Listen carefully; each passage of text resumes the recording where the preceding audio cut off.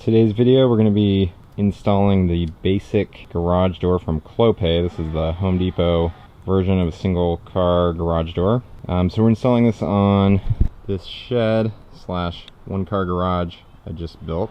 This model is no windows, non-insulated. We've got the instructions, track, extension springs, inside slide lock, sold separately, keyed lock, vinyl seals, rear track hanger kit, low headroom kit, we shouldn't need that, and the opener, which I ordered off Amazon. Okay, so this is really hard to see, but I wanted to start out talking about how I framed this. Down here at the sill plate, there's 3 studs on each side. The 2 inside studs are holding up what's called the header, which is this piece on top. And that's made out of 2 pieces of 2x10 with 1/2 inch plywood in between. And that gets you to your thickness of a 2x4. Kind of more detailed shot of what's going on at the header.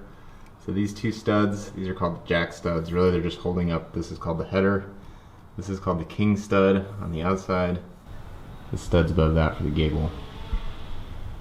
So this garage door is framed out at the measurement of 8 foot wide, 7 foot high.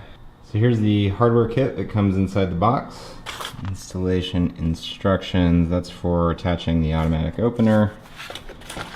And this is the installation instructions for the actual garage door. New and improved.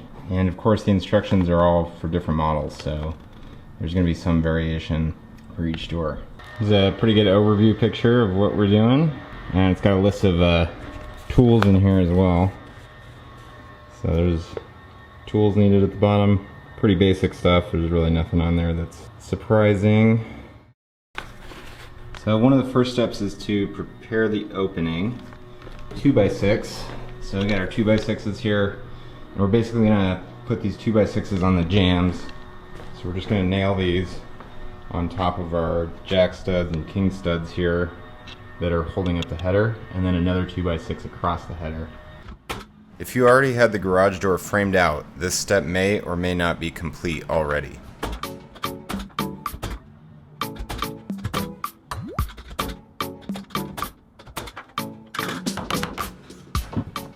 I happen to have a nail gun handy from framing out the shed, but this would be just as easy with a simple hammer.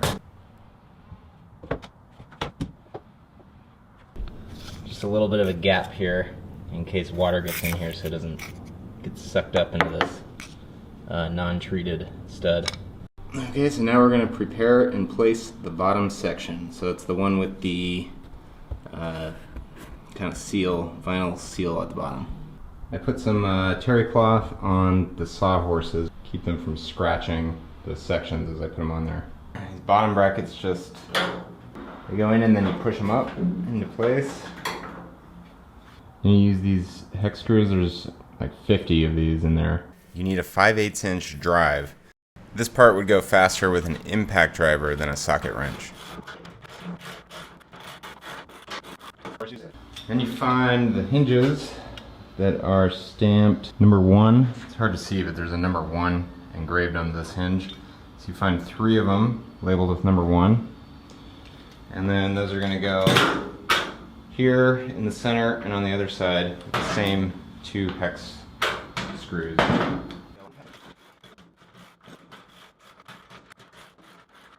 Okay, once the hinges are attached, next step is to put it in.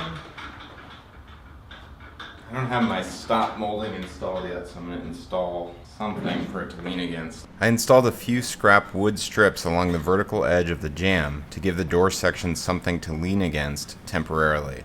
I then took care to ensure the first section was level and square with the jambs. I used a shim on the right side to raise the right side 1/8 of an inch or so.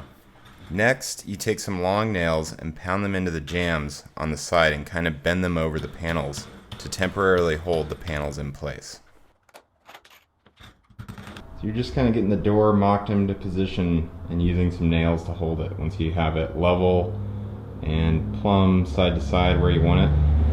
Once you get your first panel installed, you're supposed to take this cable and loop one of the ends around this toggle and then just leave it there.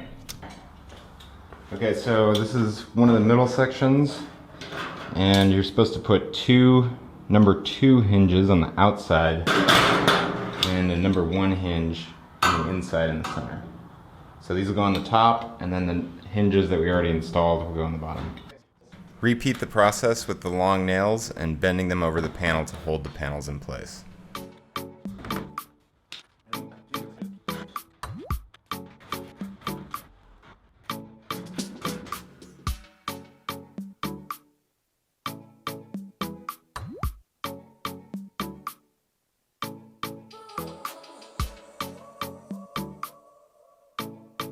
Last step, you need these 2 brackets, that reinforcement, this piece right here for the top, cotter pin, and the ring. And then we're going to start by installing these 2 brackets.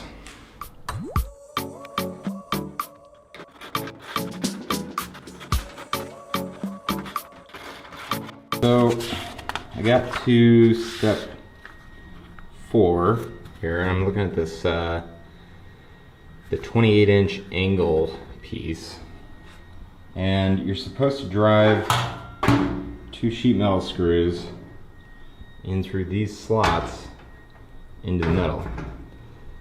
But you can see there's nothing, you know, maybe on the insulated version there's material there. Here it's just over a void. And the reason I know it doesn't go up any further is when you line this up where it's going to go, this is the reinforcement for the opener, that it has to go this low. It doesn't make sense for it to go any higher here. Okay, so what I ended up doing is just drilling a couple holes above these slots. So now there's some material on the door where the bracket lines up.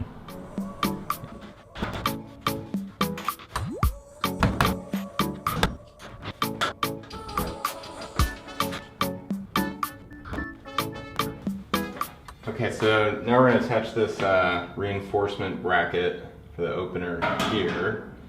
So it's going to go, these holes will go under the hinge holes, and this one's going to have to line up there somehow. I'm going to have to drill another hole again.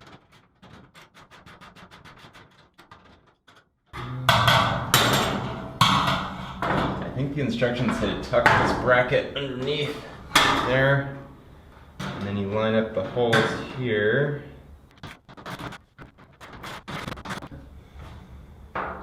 Somehow we gotta get it screwed into here. I'm gonna have to drill another hole.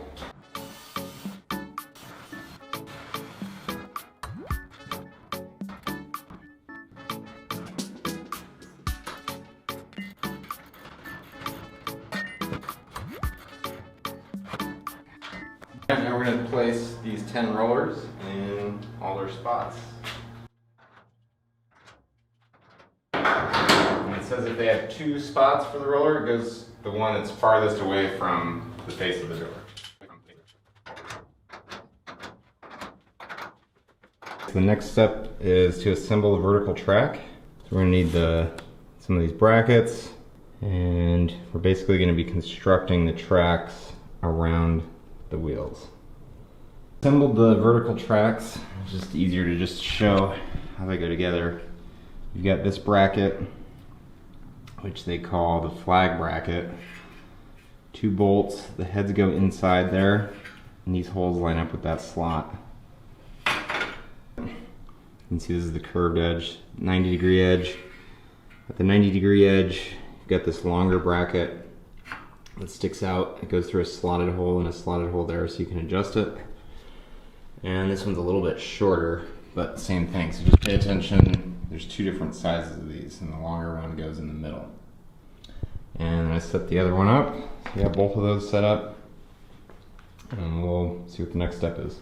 Okay, now we're going to position the vertical tracks onto the rollers and get everything kind of set up the way we want it, and then screw lag screws into the brackets so that the track is attached to the jam. So the curved part of the track is going out, and the 90-degree part is going in towards the wall. And all your brackets are going to go in towards the wall. And you want the track to be about 1/2 inch up off the ground, it says. So I'm going to use some shims to hold it up. And then I'm going to mark a hole where each lag screw is going to go on these brackets. And then we'll screw it in. It also says you want the rollers to be all the way in. So you don't want them sticking out like that, you want them to be in. And that should put the track about 1/2 inch out from the side of the door. So let's keep going here.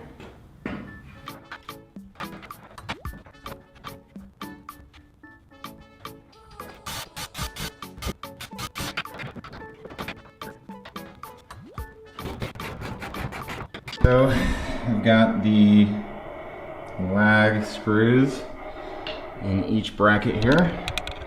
This has only put 3 in the top, even though there's holes for 4. They're all in there kind of loose right now. I haven't tightened them all the way up because I'm going to wait till I get the other side on and kind of make any adjustments. And again, the wheels should be, they were when I started, all the way this way when you start.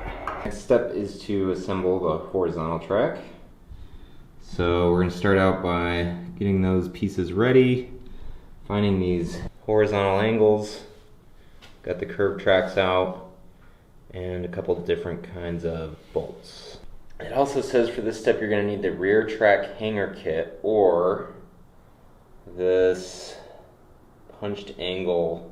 I ended up buying the rear track hanger kit. We'll see if it works for this garage. They're right next to the doors in Home Depot. I got the horizontal angles attached here. So these are the same little bolts you're using on the other parts of the track. Nuts on the back.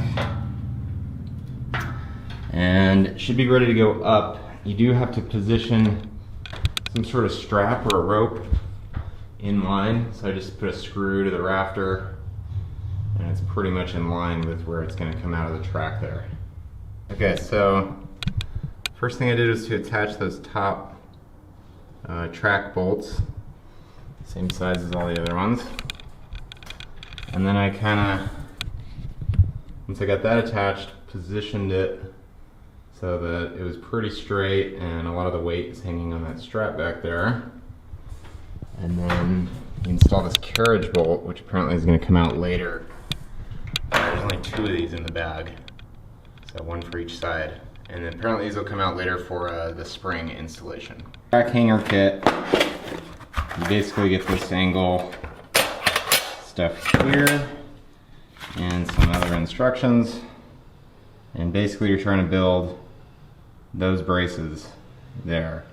And then you're trying to make it so that the whole unit with the tracks is very square. They say that's critical for the door. It makes sense. You want those tracks to be completely square. They say within 1/2 inch, these 2 measurements here, the 2 diagonals. So I went ahead and made sure each side was level before I start constructing the rear track hangers. So I checked the level on both sides and then just kind of eyeballed if they looked like they were fairly close to being in line with the vertical track. So I had to do things a little different than the instructions showed. The instructions wants you to install the rear bracket back here so that the stopper bolt is a part of it. So I just put this bolt in as a stopper in the end so the wheels don't come out the end. And then there's another hole here, and I stole one of the track bolts from a different spot, so I'll have to buy a couple more of those from Home Depot. I stole them from one of the brackets over there. And just use those to attach to the rafters. The main reason I did that is because I don't have the trusses that they describe. I could have built some sort of truss here, but this seemed easier and this is super solid. The instructions say you can adjust these brackets so that you can get the door a little bit closer to the jamb if you want. It says you can leave up to 1/2 inch. I guess it depends on how tight you want it to be. You probably don't want it to be too tight or it'll drag against the wood there. But I think I might try to get it a little tighter on the top. Other than that, it looks pretty good as you go down. I need another bolt for this bracket. And this is also the point where you can take out all the nails and I think you can test it. See how it works. Track is done, so next up is to install the extension spring. So the next step is to assemble one of these. So you put the bushing, black bushing there in that hole, and then you take one of these bolts, put it through, put a nut on the other side, and that's that. Quick little tidbit, I put this together, but really you want to put this together on the spring. So, on the spring, there we go, and then get the nut on. And then you put another one of the shivs, however you say it, on the third hole on this bracket. I don't know if you can see that, but there's 1, 2, 3. Put it on the third, tighten that bolt and nuts down. And then you put a hook up here on your rear bracket. And it says anywhere from 4 to 12 inches above the track. So here's the cable that's coming off of the bottom of the door. And it goes through this first stationary pulley. And then the line is going to go over here to the eye hook. And it's going to go through this pulley. And the spring is attached to the eye hook. Remember, we put the pulley on the spring. And then it comes back through and gets attached to the S hook and that little plate here. So I'll show you how to do that. A helpful thing to show up close is how this wire feeds through this plate. So basically start on the end where the 2 holes are closest, come out, and that's going to feed back through the next hole. So it'll look something like that. And then all you do is bring it back around. You're going to pass this underneath. So you kind of pinch it, pass that through, pull it tight, and that's what you're going to end up with. So again, it's coming through, up and over, and then back under that one.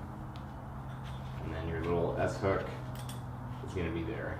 So you're just threading a cable through the middle of the spring, and you're tying one end down there, and you're tying the other end.